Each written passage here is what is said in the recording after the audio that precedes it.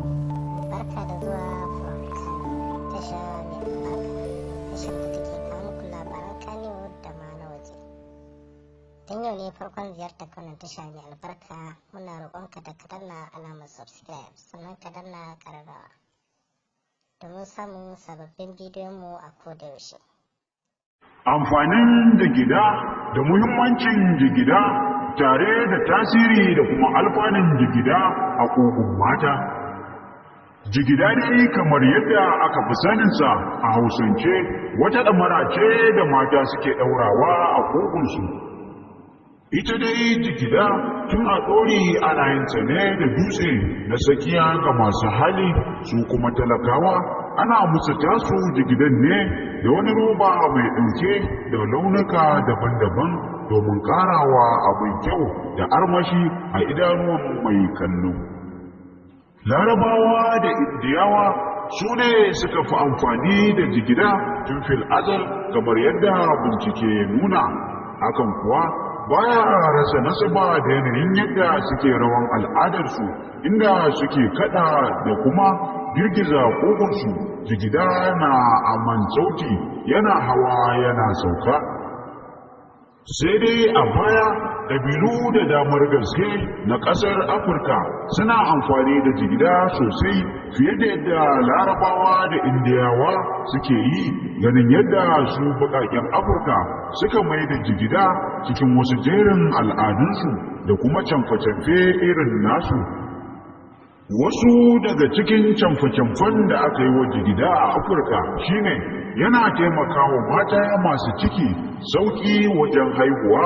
Hakanan kuma budurwar da take sanya jigida ta fi saurin sa'ar aure da wuri. Haka kuma duk macen da ke sanya jigida, aljanu ko wasu abubuwa na samun ba zai kama ta ba a camfi na wasu ƙabilun na Afirka kenan.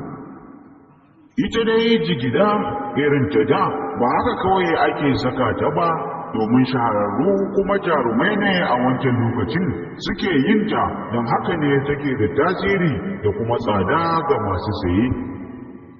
Sai dai a baya akwai jigida na 'yan mata, akwai na matan aure da kuma na tsofaffi, kuma a wannan lokacin babu matsala ko wani gani-gani da ake yi wa macen da aka ganta sanye da jigida, saboda abu ne da aka ɗauka na al'ada maimakon ado ko kiran maza da wasu ke ganin matan yanzu suke yi da jigida. Yanzu dai sanya jigida ga mata ya bunƙasa ya faɗaɗa har cikin Turai. Matan Turawa kamar yadda bincike ya tabbatar kashi 60 cikin 100 suna saka jigida.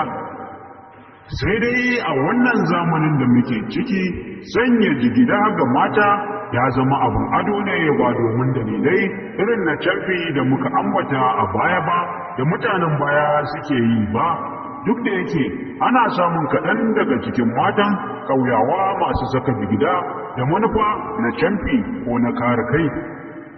Shi ma dai kamar irin na daɗin ne, wannan zamanin ana yin jigida ne da wasu duwatsu masu ƙyalli da kuma robobi masu sheki waɗanda nauyinsu bai kai irin na zamanin baya ba.